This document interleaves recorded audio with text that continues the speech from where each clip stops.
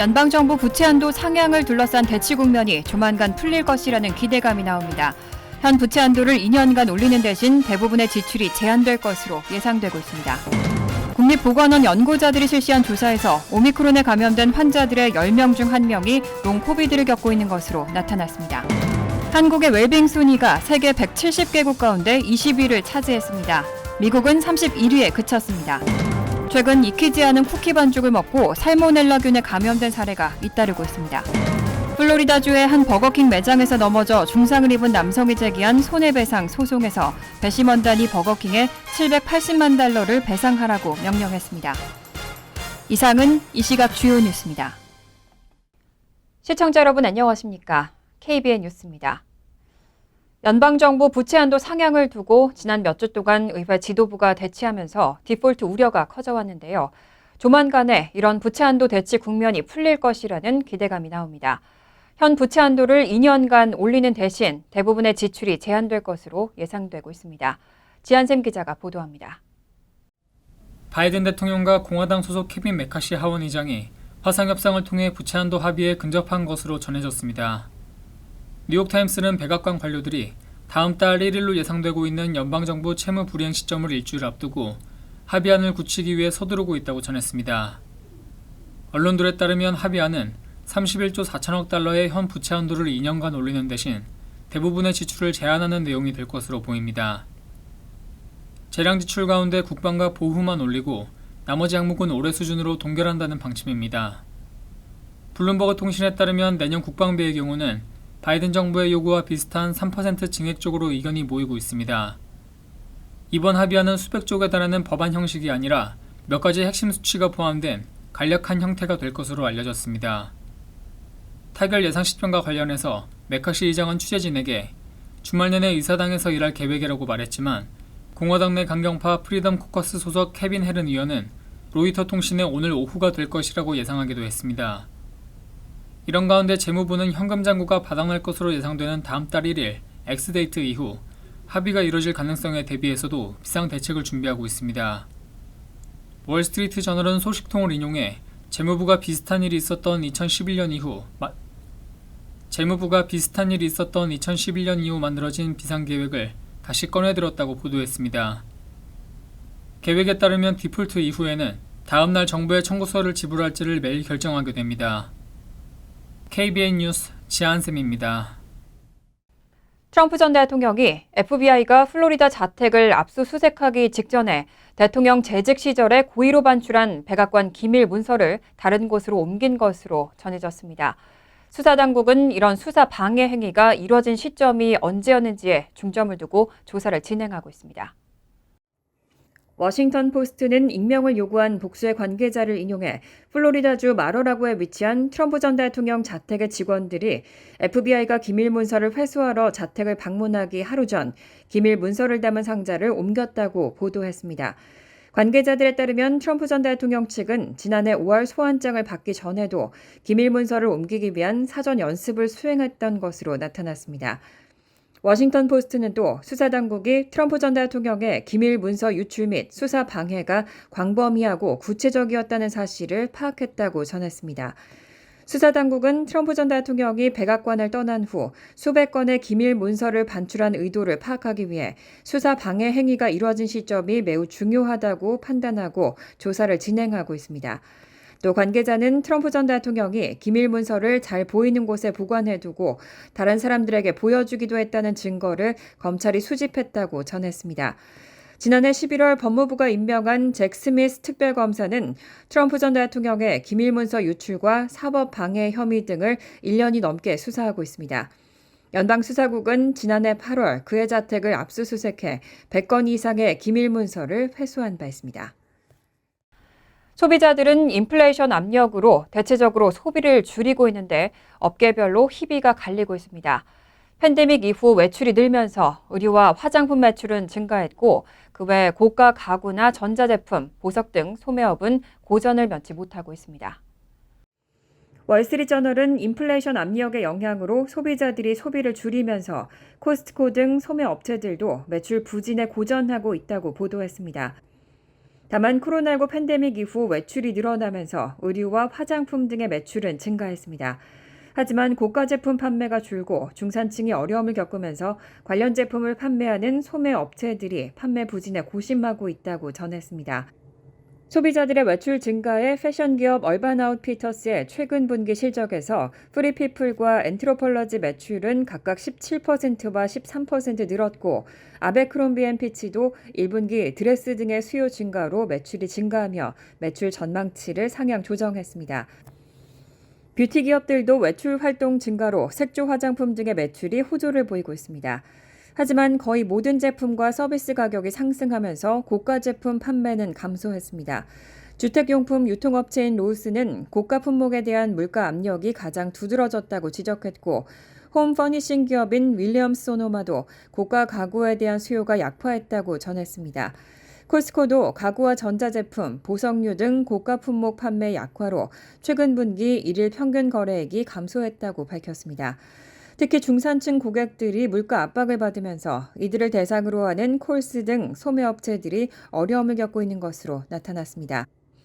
반면 저가 상품 할인 업체인 달러트리는 최근 소비자들의 지출 하향화의 영향으로 최근 분기 6.1%의 매출 성장을 기록했고 신규 고객도 많이 증가했다고 밝혔습니다.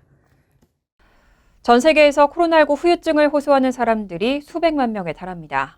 국립보건원 연구자들이 실시한 조사에서는 오미크론에 감염된 환자들의 10명 중 1명이 롱코비드를 겪고 있는 것으로 나타났습니다. 어제 발행된 미국 의사협회 저널 최신호에는 국립보건원 연구자들이 10,000명에 가까운 사람들을 대상으로 코로나19 후유증을 조사한 연구 보고서가 실렸습니다. 이 연구 보고서는 8,600명이 넘는 성인 코로나19 환자들을 팬데믹 기간 중 서로 다른 장소에서 조사한 결과를 토대로 작성됐고 연구진들은 이들과 감염된 적이 없는 1,100명을 비교해서 증상을 연구했습니다. 연구 결과 오미크론에 감염된 환자들의 10명 중 1명, 10%는 롱코비드, 코로나 후유증을 겪고 있는 것으로 나타났습니다. 이런 후유증 가운데 가장 눈에 띄는 10여 개의 증상도 밝혀졌습니다. 피로와 브레인포그로 불리는 과로, 수면 부족과 스트레스 등으로 생기는 혼란, 건망증, 집중력 부족 증상 등이 가장 대표적입니다. 현기증, 복부 팽만, 부정맥, 성적 문제, 후각이나 미각의 상실, 만성기침과 가슴 통증 등도 있었습니다. 가장 경미한 환자의 경우에도 병 후 몇 달에서 몇 년 동안 사람들의 심신을 쇠약하게 하고 건강을 해치는 것으로 확인됐습니다. 의학자들은 아직도 그 원인이 무엇인지, 왜 어떤 일정한 사람들에게만 일어나는지, 치료법은 무엇인지 알아내지 못했고, 심지어는 정확한 진단 방법도 모르고 있습니다.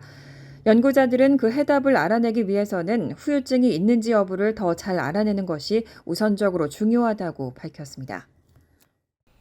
퀸즈의 아시안 인구 비율이 27%를 넘어 30%에 육박했습니다. 10년 전보다 4.6%가량 증가한 건데요. 이 가운데 65세 이상 고령층 비율이 14%를 넘어섰습니다. 어제 센서스국이 발표한 2020년 인구 통계와 인구, 주택 분석 세부 데이터에 따르면 퀸즈에 거주하는 아시안 인구는 총 66만 631명으로 총 퀸즈 인구의 27.5%를 차지하는 것으로 나타났습니다. 10년 전 조사에서 퀸즈의 아시안 인구가 51만 1,787명, 22.9%였던 걸 감안하면 14만 명 이상, 4.6% 증가한 겁니다. 한편 퀸즈에 거주하는 아시안 연령 중간값은 39.3세로 10년 전 37.1세보다 훨씬 높아졌습니다. 65세 이상 시니어 비율은 9.3%에서 14.2%로 높아졌습니다. 퀸즈는 플러싱과 베이사이드 등 한인 밀집 지역이 몰린 곳인 만큼 한인 커뮤니티가 고령화되고 있다는 현상도 짐작할 수 있는 부분입니다. 뉴욕시에서 퀸즈 다음으로 아시안 비율이 높은 곳은 브루클린으로 13.7%를 기록했고 아시안 인구는 37만 3,680명에 달했습니다. 역시 10년 전 26만 2,276명, 10.5%와 비교해 아시안 인구는 크게 늘었습니다. 맨하튼 거주 아시안 인구도 22만 1,995명으로 13.1%에 달했습니다. 한편 뉴저지주 한인 밀집 지역인 버겐 카운티 아시안 인구는 15만 8,630명으로 아시안 비율은 16.6%인 것으로 집계됐습니다. 한국의 웰빙 순위가 세계 170개국 가운데 20위를 차지했습니다. 30년간 17계단을 뛰어오르면서 아시아에서 두 번째로 높았습니다. 미국은 31위에 그쳤습니다. 영국 시사주간지 이코노미스트가 미국 비영리단체 사회발전 명령이 집계한 자료를 토대로 국가 웰빙 순위를 발표했습니다. 이 순위는 2020년 집계된 사회발전지수를 골자로 52개 항목을 평가한 것으로 항목들은 인간의 기본적 욕구, 장기적 발전 기반, 기회 등 복지와 연관된 여러 분야를 총망라했습니다. 단순히 국가의 경제발전 수준만이 아니라 국민의 삶의 질을 세세하게 들여다보기 위한 항목들입니다. 분석 결과에서 한국은 전체 170개국 가운데 20위를 차지했습니다. 아시아에서는 일본 16위에 이어 두 번째로 가장 높은 수치입니다. 앞서 1990년 조사 당시에는 37위였던 걸 감안하면 한국은 30년간 17계단을 뛰어 올랐습니다. 한편 웰빙 순위 1위는 유럽의 내륙 국가 스위스였습니다. 뒤이어 노르웨이와 덴마크, 아이슬란드와 독일이 각각 2위에서 5위를 차지했습니다. 핀란드와 스웨덴, 네덜란드, 캐나다, 오스트리아가 각각 6위에서 10위에 올랐습니다. 하지만 국내 총생산 기준 세계 1위의 경제대국인 미국은 웰빙 순위가 31위에 그쳤습니다. 1990년 조사 때보다 무려 23계단이나 추락한 겁니다. G2인 중국도 107위에 그쳤습니다. 웰빙 순위 최하위는 남수단이 차지했고 대체로 사하라 이남 아프리카 국가들이 하위권에 머물렀습니다. 한편 북한은 이번 조사에서 149위를 차지해 1990년보다 37계단 추락했습니다. 최근 익히지 않은 쿠키 반죽을 먹고 살모넬라균에 감염된 사례가 잇따르고 있습니다. 익히지 않은 밀가루와 계란은 대장균이나 살모넬라균에 오염됐을 가능성이 있기 때문에 주의를 하셔야겠습니다.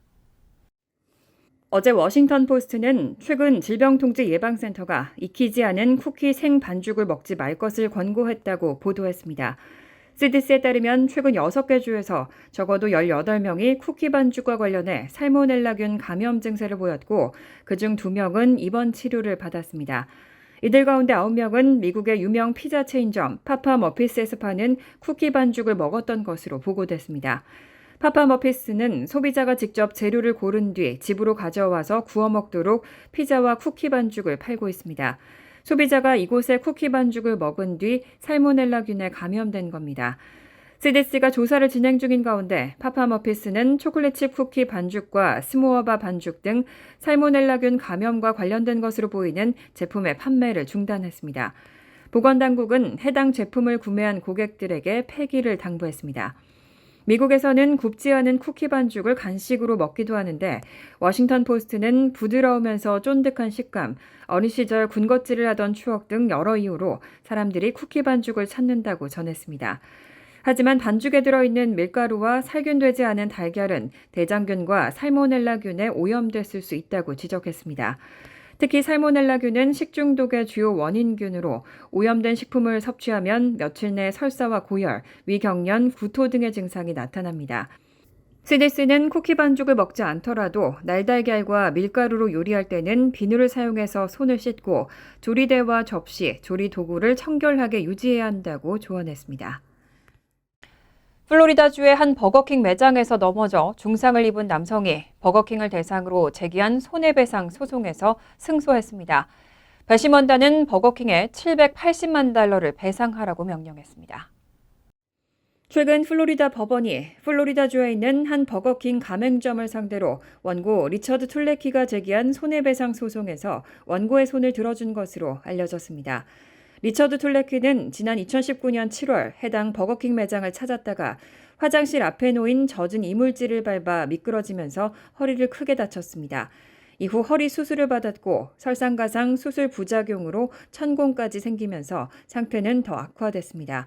툴레키의 변호인 측은 사고 당시 원고가 넘어진 것은 전적으로 버거킹의 책임이라면서 이로 인해 원고가 경제적 활동을 하지 못해 정신적, 재정적 큰 타격을 입었다고 주장했습니다. 배심원단은 매장 관리를 소홀히 한 버거킹 가맹점에 100% 책임이 있다고 보고 툴레키가 병원 치료로 쓴 의료비용 $70만 현재와 미래의 정신적, 신체적 피해 보상으로 $377만, 미래 기대 수입 상실로 $335만 지급하라고 명령했습니다. 하지만 사고가 난 매장을 운영하는 버거킹 운영업체 측은 이번 판결에 불복해 항소할 것으로 알려졌습니다. 간추린 소식입니다. 세계 최대 암호화폐 거래소인 바이낸스는 지난 24일 자체 트위터 계정에 재무부 보도자료를 게시하며 미국 사법당국이 북한 조직 범죄와 연계된 440만 달러를 압수하고 계좌를 동결하는 것을 지원한 것을 자랑스럽게 생각한다고 밝혔습니다. 앞서 재무부는 지난 23일 북한의 불법 무기 프로그램 개발에 필요한 자금 조달과 악의적인 사이버 활동에 관여한 개인 1명과 기관 4곳을 제재했습니다. 바이낸스는 우리는 범죄를 예방하고 악의적인 행위자에 대한 조치를 취하기 위해 매일 전 세계 당국과 긴밀히 협력하고 있다고 강조했습니다. 상무부는 오늘 4월 미국의 소비자 지출 규모가 전월보다 0.8% 증가했다고 밝혔습니다. 미국의 개인 소비 지출 통계는 규모 변동도 중요하지만 개인 소비 지출 물가지수의 변동이 미 연준의 인플레 지표로 주목되고 있습니다. 4월 이 지수는 전월에 비해 0.4% 상승했습니다. 3월 증가폭은 0.1%였고 2월은 0.3%였습니다. 이에 따라 월간 변동의 12개월 누적치가 4월 4.4%를 기록해 3월의 4.2%보다 0.2%포인트 커졌습니다. 지난해 6월 6.8%까지 오른 뒤 감소세로 돌았다가 올 1월 잠시 오름세로 반전했는데 4월에 다시 상승 전환한 겁니다. 주 뉴욕 총영사관이 퀸즈 한인회와 함께 순회 영사 서비스를 실시합니다. 순회 영사 서비스는 오늘 30일 오후 1시부터 5시까지 플러싱의 퀸즈 한인회 사무실에서 진행되고 여권 발급 신청과 영사 확인, 가족관계 등록과 국외 여행 허가 신청 등 병역 업무, 국적 관련 업무, 비자 발급 신청 등 다양한 서비스가 제공됩니다. 사전 예약자에 한해 서비스가 제공되고 사전 예약을 위해서는 퀸즈 한인회로 문의하면 됩니다. 뉴저지 시민단체 팀 팰리세이즈 팍이 내년 달력 제작을 위해 펠팍 거주 청소년을 대상으로 미술대회를 개최합니다. 선정된 12개 작품은 내년도 책상용 달력에 수록되고 수상자들에게는 장학금과 함께 전시회 기회도 주어집니다. 1등 수상자에게는 $1,000 장학금이, 2등 각 2명에게는 $500씩의 장학금, 3등 9명에게는 각 $100 상품권이 주어집니다. 참가 자격은 펠팍에 거주하는 중학교 및 고교생이고 접수 마감은 오는 31일입니다. 환율과 증권 소식입니다.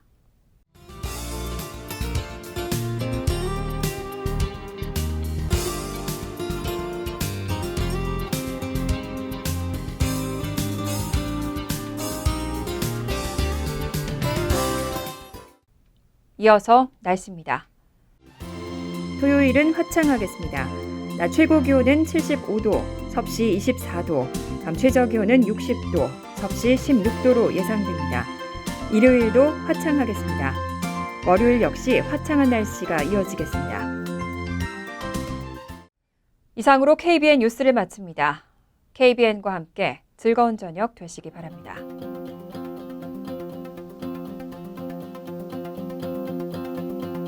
미 동부 최대 한인방송 KBN이 제작하는 KBN 뉴스는 웹사이트 mykbn.com 그리고 유튜브와 페이스북에서 다시 보실 수 있습니다. 좋아요, 구독, 알림 설정은 뉴스 제작에 큰 도움이 됩니다.